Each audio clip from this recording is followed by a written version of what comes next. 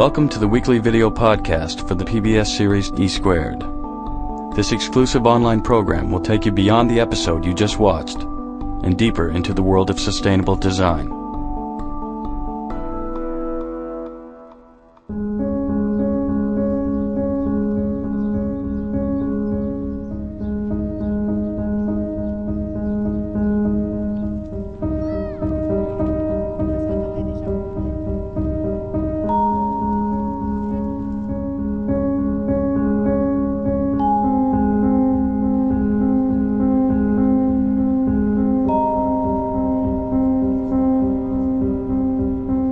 The idea of public bicycles is an opening shot in a process, in a war, and it inevitably leads to car sharing as a necessary path for the city.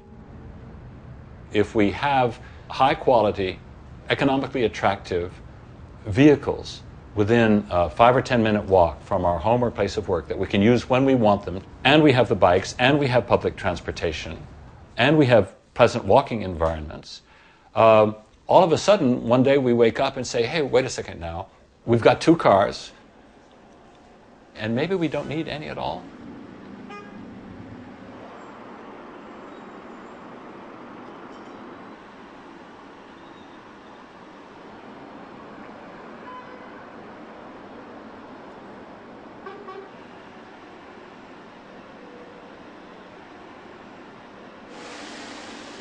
L'idée, c'est donc de mettre à disposition des voitures en libre service, des voitures qu'on prendra à un endroit pour aller à un autre endroit, qu'on laissera en stationnement sécurisé, comme le Velib. C'est se rendre compte que la voiture, on l'utilise pas tous les jours, elle est très souvent garée en bas de chez soi, et puis qu'on l'utilise occasionnellement, vraiment quand on en a besoin, et qu'Autolib, ça va répondre à ça, en disant aux gens, revendez votre véhicule, ou n'en achetez pas, et utiliser aussi des véhicules propres, parce qu'une des forces d'Autolib, alors ça se travaille avec le milieu industriel, mais ça va être vraiment de promouvoir du véhicule entièrement propre.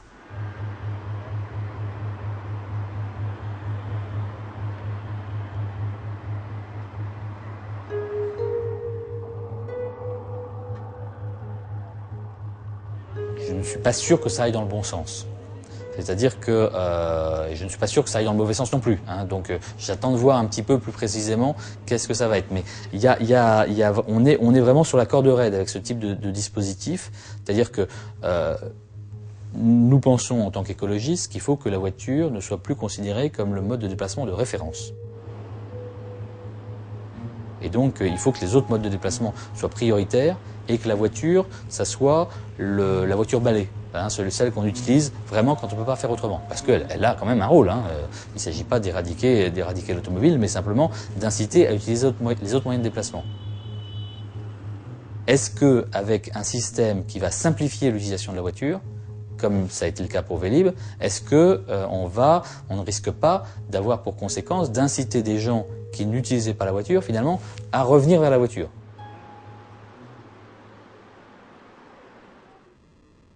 You do not need a car in Paris, that's granted. You've got everything you can dream of to move along. You've got cabs, you've got bikes, you've got bus system, tube system, you name it. Yet, there are some occasions, occasional occasions, I would say, where you do need one. And when you need one, you have no alternative. It's been proven that a car-sharing service ends up reducing altogether the number of cars that you will have in the street.